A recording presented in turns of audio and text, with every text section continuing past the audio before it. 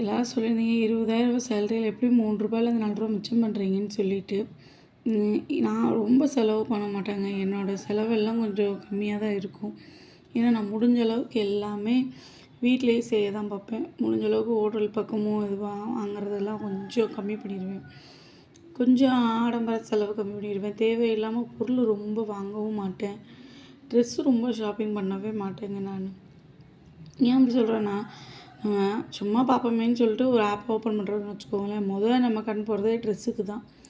ட்ரெஸ்ஸுக்கு இல்லை வீட்டுக்கு தேவையான திங்ஸுக்கு தான் போவோம். அந்த திங்ஸ் வீட்டில் இருக்குன்ற பட்சத்துலேயே கூட நல்லா இருக்குது அப்படின்னு சொல்லிட்டு வாங்குவோம் நிறைய பேர்.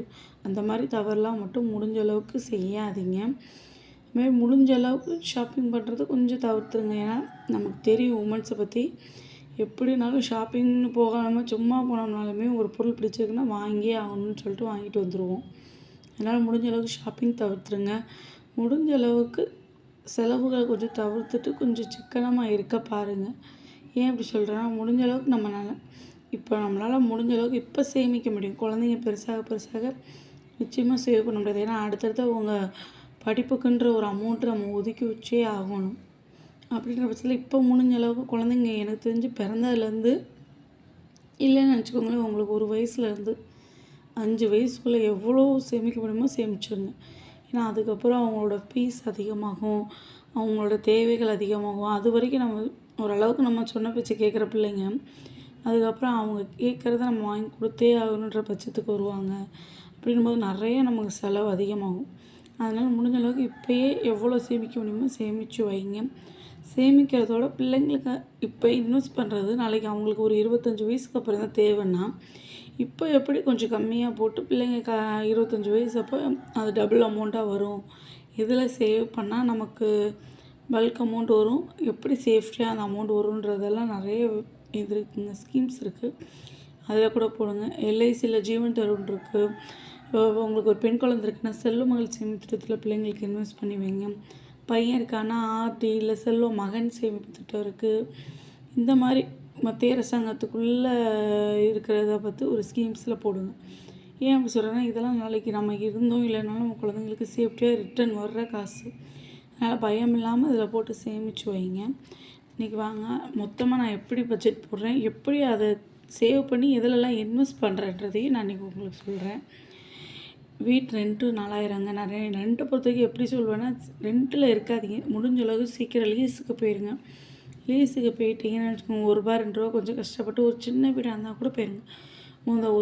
லீஸுக்கு போயிட்டீங்கன்னா ஒரு சின்ன வீட்டுக்கு ஒரு வருஷம் 2 வருஷம் அந்த வீட்டில் இருந்துட்டு இந்த ரெண்டு காசு இருக்குது பாருங்கள், அதை அப்படியே சேமித்து ஒரு நகையாவோ இல்லை ஒரு சீட்டோ இல்லைன்னா நீங்கள் அதை அப்படியே பேங்க்கில் ஆர்டி மாதிரி ஓப்பன் பண்ணி சேமித்து வச்சுக்கிட்டு ஒரு ரூ. 2 கிட்ட வாங்கினோன்னு நீ உங்களுக்கு பிடிச்ச மாதிரி பெரிய வீட்டுக்கு போயிடலாம். ஏன் அப்படி சொல்கிறேன்னா, பெரிய வீட்டுக்கு போனாலும் அந்த ரூ. 2 உங்களுக்கு கையிலேயே இருக்கும்.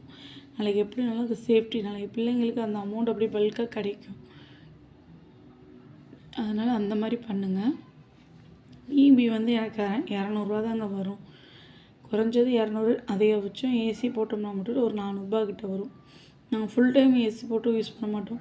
ரூமை மட்டும் கூலிங் பண்ணிவிட்டு அதோட முடிச்சுடுவோம். மில்க் வந்து 800 வருங்க. நான் ஆவினில் தாங்க வாங்குவேன். எனக்கு பாதாம் பவுட்ரு இல்லை நெய், அப்புறம் பிள்ளைங்களுக்கு வெண்ணெய், சீஸு, முடிஞ்ச அளவுக்கு ஸ்வீட்ஸு எல்லாமே முடிஞ்ச அளவுக்கு எனக்கு ஆவின் தான் வாங்குவேன். எனக்கு குவாலிட்டியாகவும் இருக்கும், அதே நேரத்தில் எனக்கு என் பட்ஜெட்டுக்குள்ளே கட்டுப்படியாகவும் ஆகும்.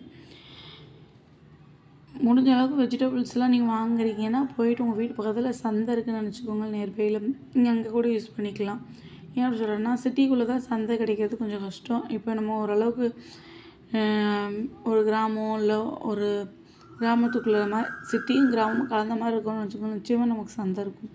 நீங்கள் சந்தையில் கூட காய் வாங்கிக்கலாம். கேஸுக்கு மாதம் 500 மாதிரி எடுத்து வைப்பேன். ஏன்னா ஒரு மாதத்தில் 1000 போது பெரிய காசு மாதிரி எனக்கு தெரியும்.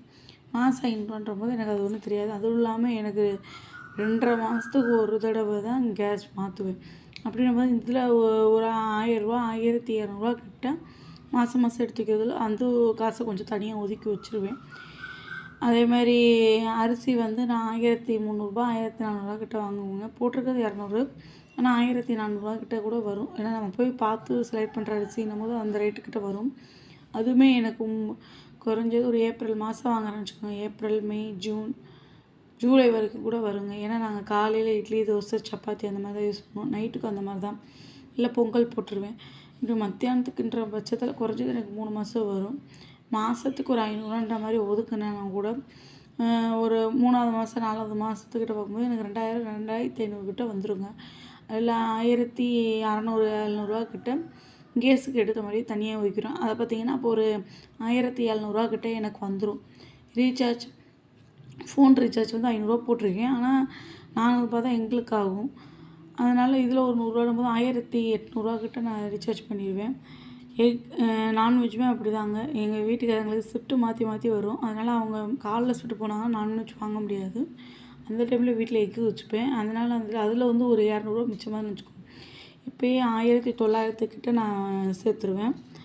அப்புறம் இந்த காசு வந்து ஓகே. ஆனால் செலவாகுமான்னு கேட்டிங்கன்னா அது அவங்க ஷிஃப்ட்டை பொறுத்து. எனக்கு டிவி ரீசார்ஜ் 300 போட்டிருக்கேன். ஆனால் 210 தான் எனக்கு ஆகும். சாதாரண தமிழ் பேக் மட்டும் தான் போடுவேன். எக்ஸ்ட்ரா எதுவும் போட மாட்டேன். அதனால் எனக்கு இதில் ஒரு 90 மிச்சமாகும். இப்போயே எனக்கு 2000 கிட்ட சேர்ந்துருச்சு. பெட்ரோல் காசை பொறுத்த வரைக்கும் 1000 ஆகும். ஏன் இப்படி சொல்கிறேன்னா அவங்க போடுறது கம்மியாக போட்டாலுமே காலைல ஷிஃப்ட்டு போகும்போது அவங்க வந்து காலைல வந்து ஹோட்டலில் தான் டீ, காஃபி இல்லைனா ஒரு ஸ்நாக்ஸு இல்லைனா லன்ச் சாப்பிட்ற மாதிரி வரும். அப்படி வந்து அவங்க அதிலே யூஸ் பண்ணிப்பாங்க. என்கிட்ட அதிகமாக கேட்க மாட்டாங்க.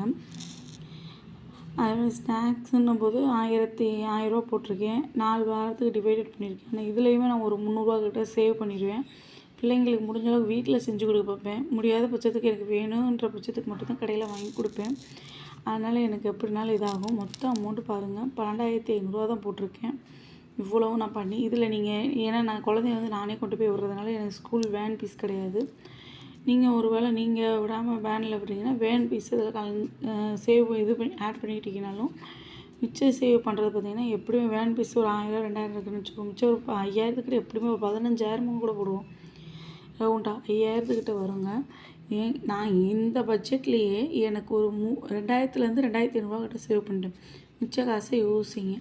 அப்படின்றபோது இப்போ நீங்கள் சொல்கிற மாதிரி வச்சாலுமே நானுமே சொல்கிறேன் 15000 நம்ம செலவு பண்ணாலும் மிச்சம் 5000 இருக்குது. இந்த 5000 எதில் இன்வெஸ்ட் பண்ணலான்னு மட்டும் பாருங்கள்.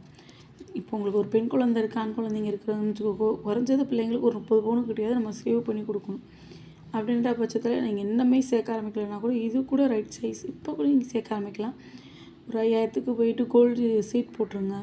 ஏன்னா அப்போதைக்கு மொத்தமாக அமௌண்ட் வாங்கி வாங்கலாம்னு வச்சிங்கன்னா செய்கூலி சேதாரம் எல்லாம் கட்டணும். அப்படின்ற பட்சத்துக்கு இப்போயே போய் கோல்டு சீட் போட்டிங்கன்னு வச்சுக்கோங்களேன், செய்கூலி சேதாரம் கம்மி, ஜிஎஸ்டி மட்டும் கட்டி எடுத்துகிட்டு வந்துக்கிட்டே இருக்கலாம். நான் எதிலெல்லாம் இன்வெஸ்ட் பண்ணுறேன்றதையும் உங்களுக்கு இப்போ காட்டுறேன் பாருங்கள். இது என்னோடய சேவிங் பிளானுங்க. நான் இப்படி தான் முடிஞ்ச அளவுக்கு சேவ் பண்ணிக்கிட்டே வரேன். நான் சொன்னதாங்க, கோல்டு ஸ்கீமில் போட்டிங்கன்னா உங்களுக்கு செய்கூலி சேதாரம் கிடையாது. ஜிஎஸ்டியை மட்டும் நீங்கள் ஜிஎஸ்டி மட்டும் கட்டி எடுத்துகிட்டு வந்துடலாம். அதனால் அதில் முடிஞ்ச அளவுக்கு போடுங்க. அப்புறம் உங்களுக்கு இப்போ உங்கள் குழந்தைங்களுக்கு ஏதாவது ஒரு இது பண்ணியிருப்பீங்க, பிள்ளைங்க இன்ஜினியரிங் படிக்கணும், டாக்டர் படிக்கணும் அப்படின்னு நினச்சிங்கன்னா அப்போதைக்கு பெரிய அமௌண்ட் அது பண்ணாமல் இப்படி ஆர்டி மாதிரி ஓப்பன் பண்ணி அதில் சேர்த்துட்டு திருப்பி அதே காசை திருப்பி இன்னொரு ஆர்டியில் போட்டு ஒரு 15 வருஷத்துக்கிட்ட போட்டு வச்சிங்கன்னு வச்சுக்கோங்க, வட்டி அதிகமாகிட்டே இருக்கும். தவிர கம்மியாகவே ஆகாது. போஸ்ட் ஆஃபீஸில் முடிஞ்ச அளவுக்கு ஸ்கீம்ஸ் போட்டு பாருங்கள். ஏலச்சீட்டு ஓகே தான். ஆனால் நீங்கள் ஏலச்சீட்டு போடுறவங்க குறைஞ்சது 5லேருந்து 6 வருஷம் அவங்க வீட்டுக்கிட்ட சீட்டு பிடிக்கிறாங்களான்னு பாருங்கள். அவங்களுக்கு ஒரு சொந்த வீடு இருக்கான்னு பாருங்கள்.